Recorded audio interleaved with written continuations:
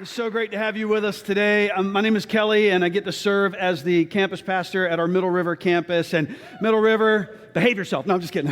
I know you will. How many are happy to be in church this morning? Come on. I'm so grateful. I just love this church. And as I was watching this video, we had so much fun making the video, even though I was rejected a couple times. But we just have so much fun. And one of our core values at Freedom Church is we choose joy, and it is so much fun to be on this team.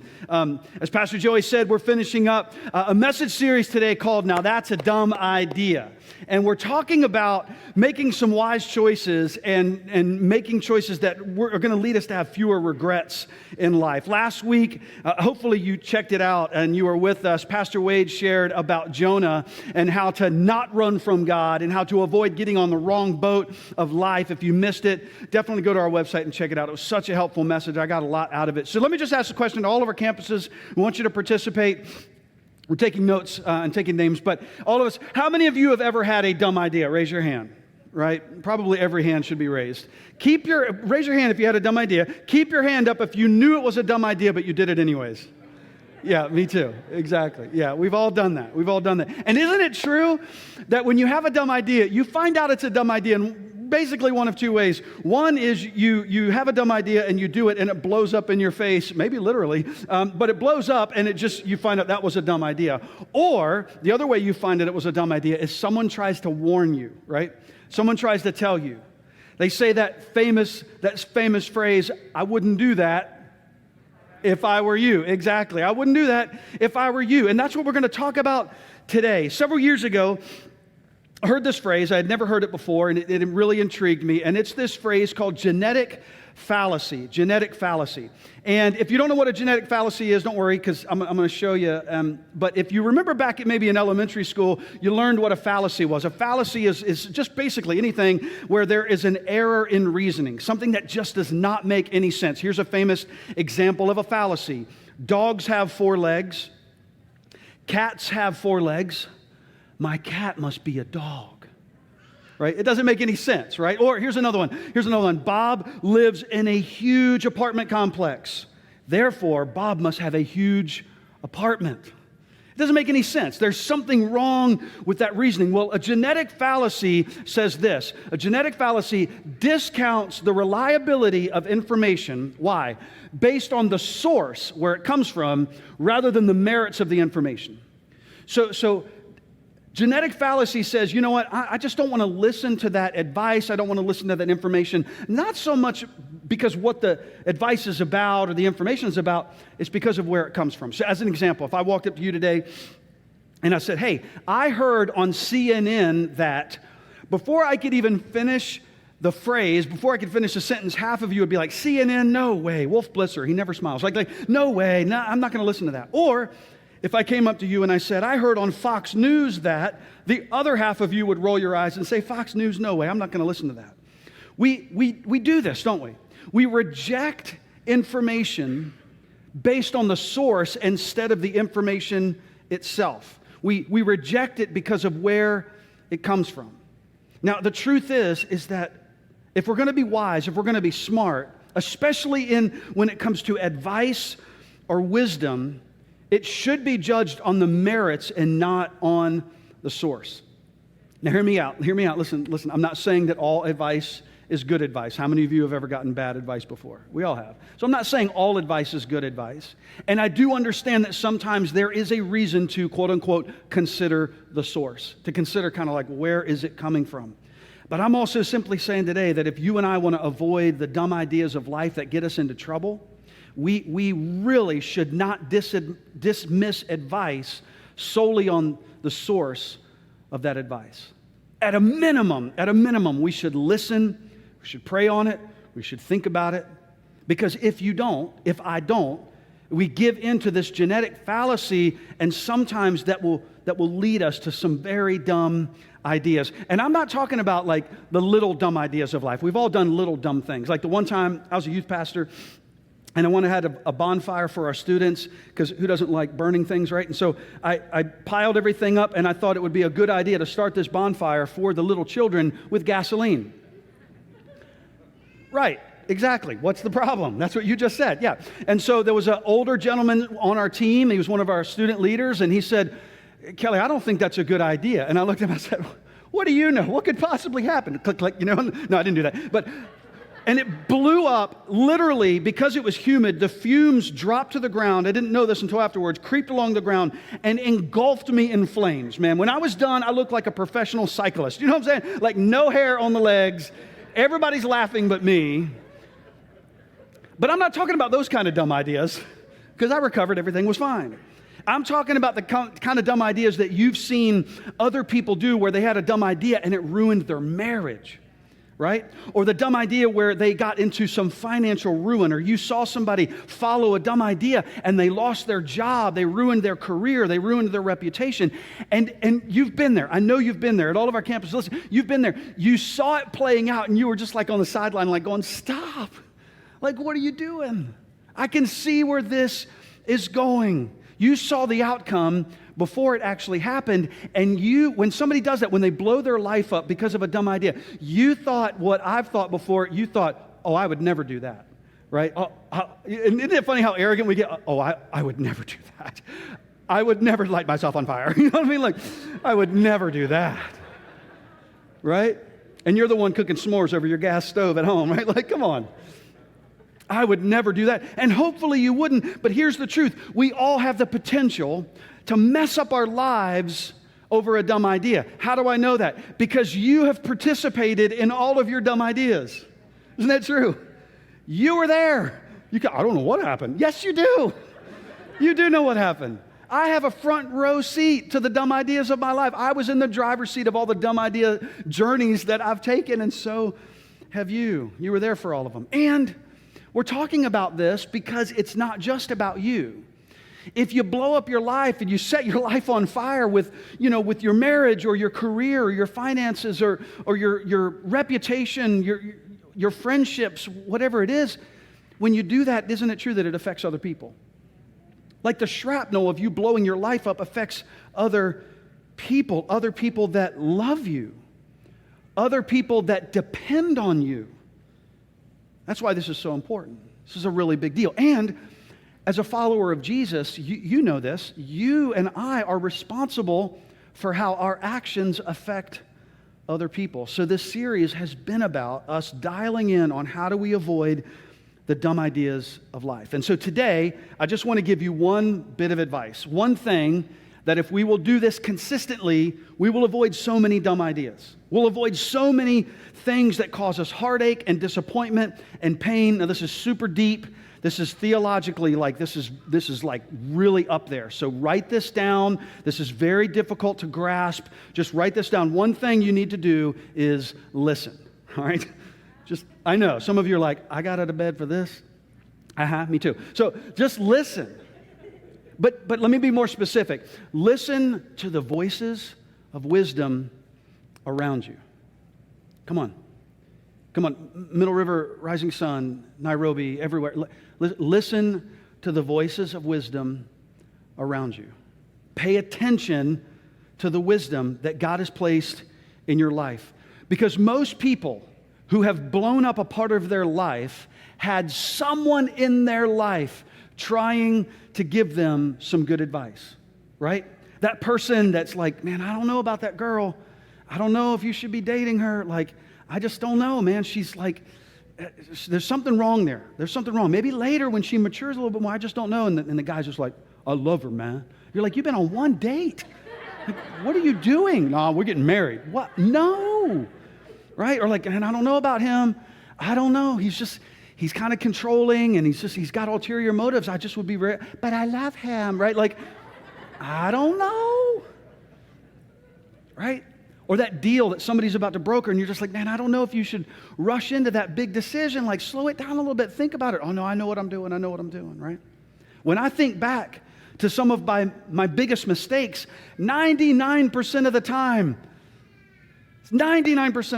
I didn't listen. That's how I got in trouble. Whether directly or indirectly, there was someone that I didn't listen to. Someone tried to tell me, someone tried to warn me, but I didn't listen. And here's the truth. Somebody is feeling the tension that you're ignoring. Come on. Somebody is feeling the tension that you're ignoring because maybe you've already made up your mind. You can't feel the tension, but someone else is connecting the dots that you're not connecting. Someone else sees the blind spot that you can't see. So we have got to pay attention to the wisdom around us. Amen, everybody. Come on. We do. So to help us see this, thank you for that. That was nice. So to help us kind of lock this in today, I want to take us back into the Old Testament, kind of part one of the Bible, to a story that illustrates this, and it's about a guy named Rehoboam, and he was faced with the most important decision of his entire young life.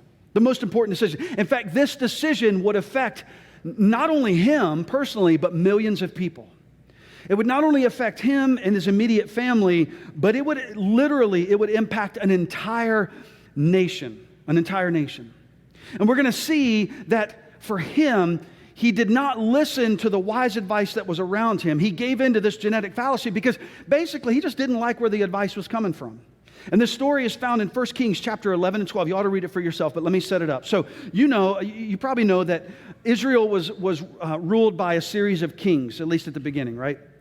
And so first there was King Saul, and then there was King David. David had his son Solomon take over after him.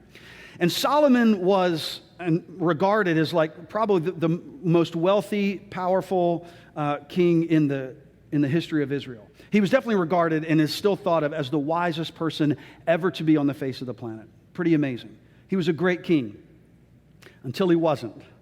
So this might mess with your Sunday school theology flannel board. Remember those, right? You stick it on there, it never stays on. But this might mess with you a little bit. But King Solomon kind of became a little bit of a jerk towards the end of his reign. And the reason is he turned away from his faith in God, his loyalty to the one true God, and he began to worship other gods. And the reason for that, part of the reason for that, is he married a whole bunch of women. I'm not blaming the women. It's his fault. It's his responsibility. But guys, he had 700 wives and 300 concubines. You're like, porcupines? No, concubines, right? I can't believe y'all laughed at that. Yes. It's working. He had 700 concubines, like a friend with benefits, right? Like but all of these women, he couldn't even remember their names. He had like numbers. It was like draw a number 14. I'll see you now. And like most of these, I'm just saying, like most of these women, they were from other countries and other cultures, which means that they worshiped other gods. And as he brought them into his kingdom, he began to turn from the one true God and worship these foreign gods. And as a result, he started this massive building campaign where he was building monuments to himself. How nice is that? But also monuments and temples to all of these other gods. And as a result, he began to treat the people less like subjects and more like slaves. And eventually, God got fed up, and God said, okay, here's what we're going to do. And he raised up a guy named Jeroboam. Now, Jeroboam is different from Rehoboam, right? Similar sounding names. But Jeroboam was a dude that, he had a lot of integrity. He was a really strong leader, and he was put in charge of all the labor force in Israel at the time. A prophet goes to Jeroboam and is like, here's what God is saying.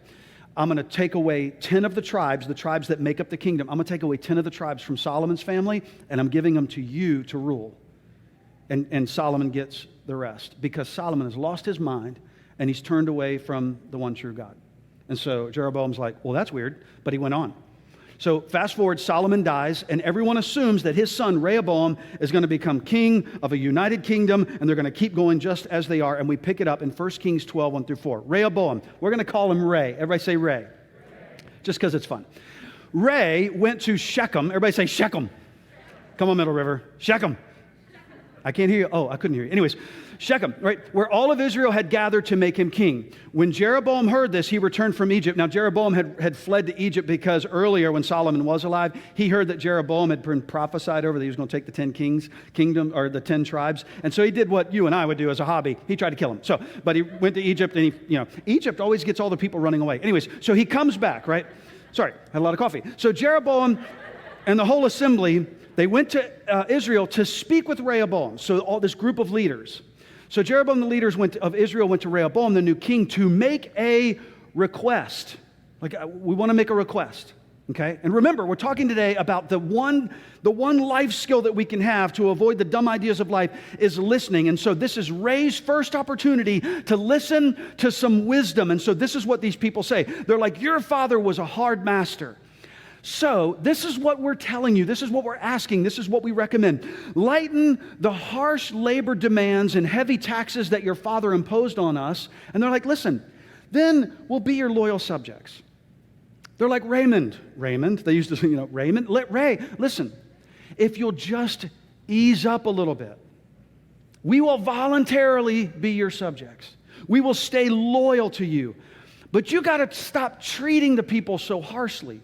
You got to stop with these crazy building campaigns and projects. You got to stop taking the men away from their families and forcing them into labor. You got to stop that. And if you do, we'll be with you.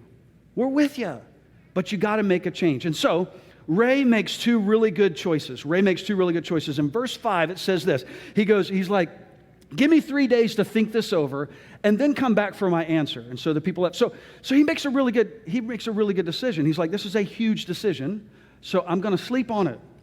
I'm going to take some time to think on it. And that's good advice for us. When you have a big decision, don't be so quick in deciding. You don't have to answer big decisions at the speed of a text message. Come on. Slow it down. You didn't answer me because I'm thinking. I don't know where I want to eat. You know what I'm saying? Like, slow it down. Right? So then he makes a second really good idea, a good decision. Then King Ray discussed the matter with the older men who had counseled his father Solomon. He's like, what's your advice?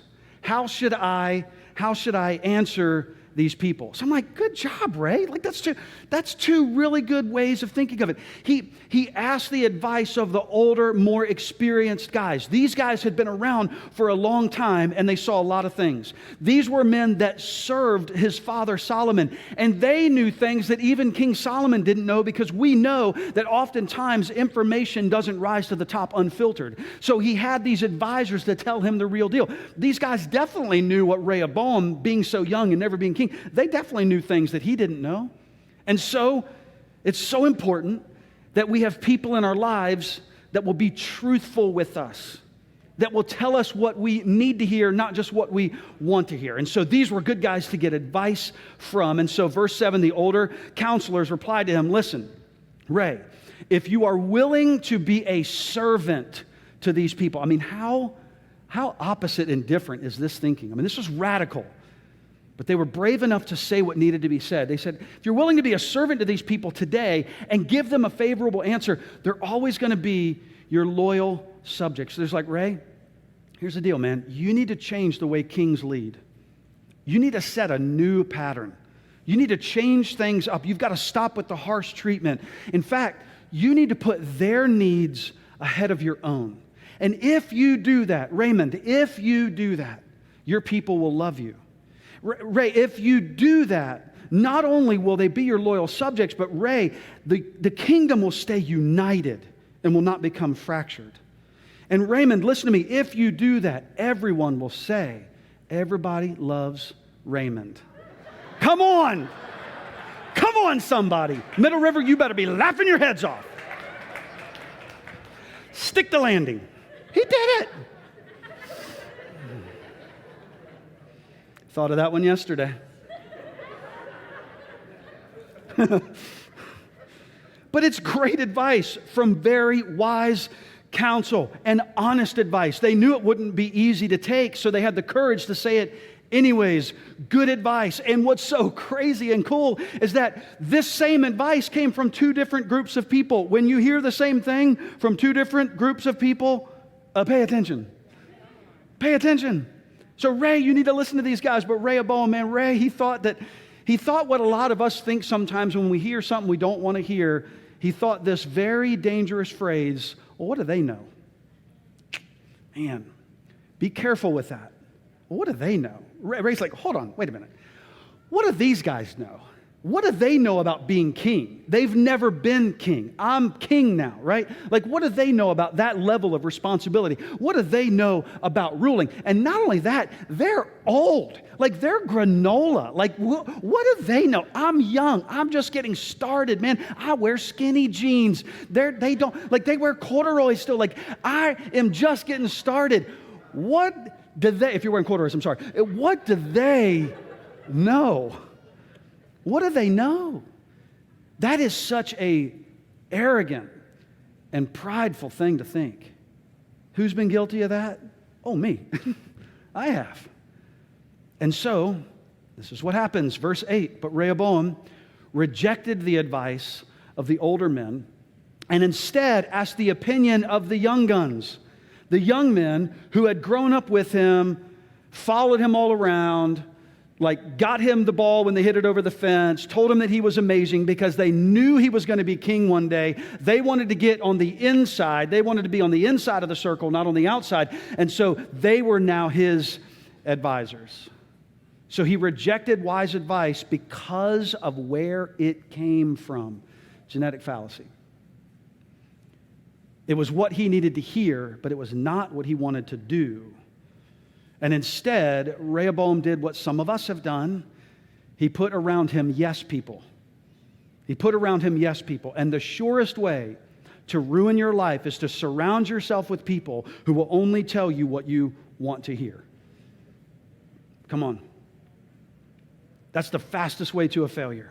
He got with his buddies, man, and they're like cracking open the Bud Light and they're sitting around and the testosterone is going and the adrenaline is going and they're singing Viking songs and they're like raising their swords and they're throwing cats out the window. Like they're just going crazy.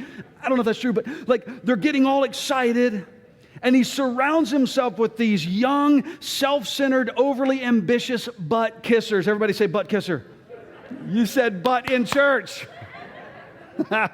You tricked us. I did. But that's what he did. And they're all like excited. So this is why he's like, what's your advice? He asked them. How should we answer these people who want me to lighten the burdens imposed by my father? And the young men replied, this is what you should tell those complainers who want a lighter burden. My little finger is thicker than my father's waist. And we go, I wouldn't put that on a bumper sticker. What does that mean? Well, back then, the larger a person was, the more overweight a person was, it was a sign of power. It was a sign of wealth. And because, I mean, let's face it, back then, most people who were like commoners, they were on the verge of starvation sometimes. And so the bigger a person was, the richer, the more powerful, the more influence they probably had. And so it's his way of saying, you think my dad was awesome? You think he was incredible? You think he was powerful? My little finger is bigger than his waste. And so they carry on. They say, this is what else you should tell them. Yes, my father laid heavy burdens on you, but I'm going to make them heavier. And everyone goes, yay, right? My father beat you with whips, but I will beat you with scorpions. Now we stand back and we're like, Ray, don't do that. Don't do it. That's gasoline trying to start a fire. Not a good idea. It is a dumb idea. But Ray ignored the advice of the more experienced leaders. And Ray tells the people in this big assembly exactly those words. My father, he laid these heavy burdens on you. I'm going to make it heavier.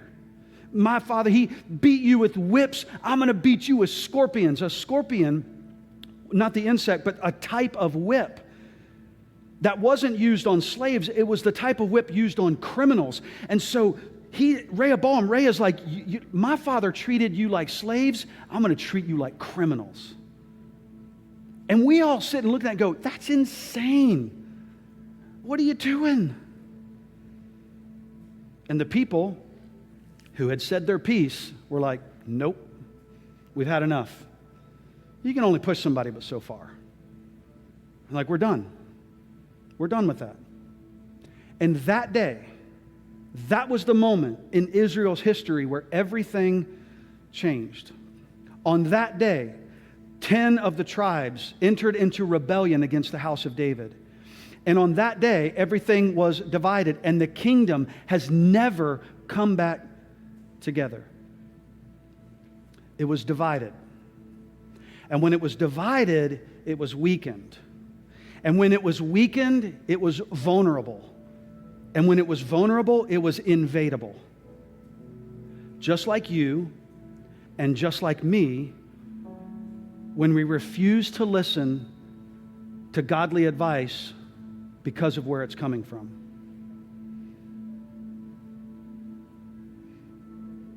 And so I think about this, and I have to come to this final question today for all of us.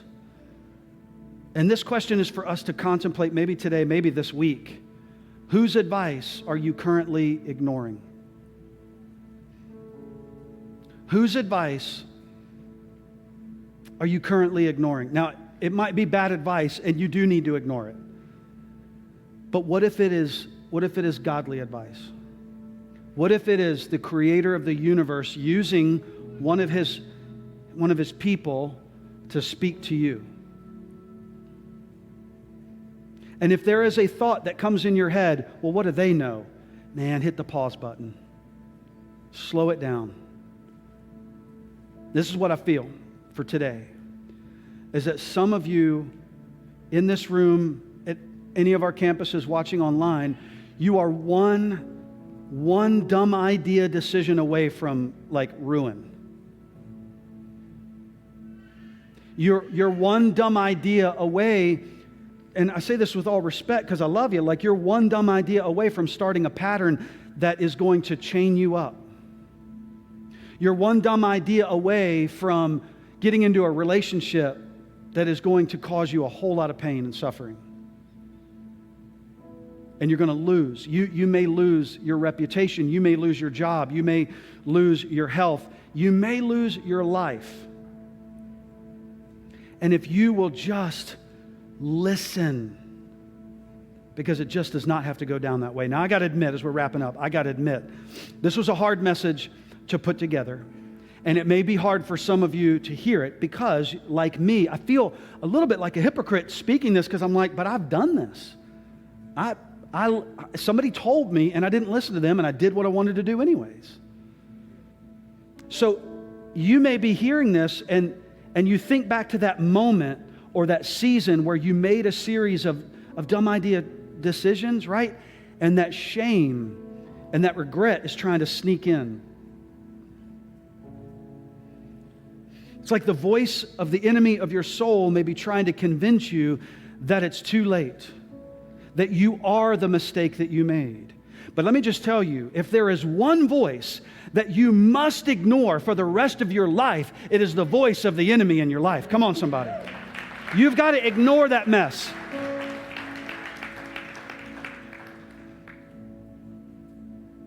And here's the deal. Maybe you did blow it. Maybe you did make some bad decisions. And maybe the enemy is trying to speak to your past and bring it up and throw it in your face and remind you of what you did. And truthfully, you could say, yes, I did do that. He's not even lying in that moment. Yes, I did do that. But let me remind you that the greatest voice that you can listen to is the voice of your Savior, Jesus Christ. And listen, He's not condemning you. He's not punishing you. He's not heaping on the shame. He's inviting you closer. Come on. He's telling you the truth that you are loved and forgiven and valued and treasured. Listen, some of you think that you're trying to be the loyal subject to Jesus and you're dressed in rags and you're a beggar and you crawl up to the King of Kings and the Lord of Lords and like beg Him. But let me tell you, He sees you as a knight in armor. He sees you as a princess in royalty. Come on, He is the one that we've got to listen to. And so it starts with listening to His voice overall. So can we stand together at all of our campuses? Will you guys stand? And I want to lead us in a moment of prayer. So will you just close your eyes for just a minute? Just close your eyes, and it's just a cool way to like close out all the distractions. Don't worry about whatever's happening for the rest of the day. That'll come. Today, I can tell you the best advice that I can give you, the greatest advice that I can give you is to surrender your life to Jesus. To make Him number one in your life. And if you've never done that, today is the day. What are you waiting for?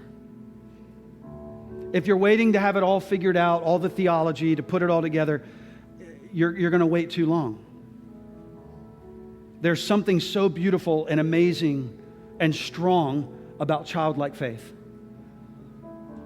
And so, listen, Middle River, Rising Sun, online here in this room in Bel Air, there are Christians that are interceding and praying for you right now that you would make that absolutely life-changing decision to surrender your life to Jesus, to let His voice be the only voice that you truly hear. That He would be the King of your life. And so I want to lead you in this prayer, and as I do, just simply surrender your heart to Him. Ask Him to forgive you of the things you've done wrong. Ask Him to give you a brand new start. I did that years ago, and man, before that, I searched for the brokenness in my life to fix all of that. I searched for it in so many different places. But when I was found by Jesus, everything changed, and I don't regret a day since then. And so many others, literally millions, possibly, probably billions of other people all through time have found the same thing. And so let's pray. Jesus, today I thank you that there are people, maybe in one of our auditoriums, maybe watching this online a few months from now. I thank you that as they surrender their life to you, as they listen to and follow your voice, calling them home, calling them to forgiveness and redemption and change and hope and life, there are people that are following that. And you are meeting them right where they are. They don't have to clean themselves up and be perfect. That's what you're for. That's what you did. And man, we are so grateful for that. And Jesus, we thank you that you could have left us on our own and just kind of said, hey, I'll see you one day in heaven. But you guide us. You speak to us. You speak to us through your holy, unchanging, amazing word. You speak to us through the Holy Spirit in us. Holy Spirit, thank you for not giving up on us. You speak to us, Lord. You speak to us through circumstances and even through creation. And God, we are so thankful that you also speak to us through other people.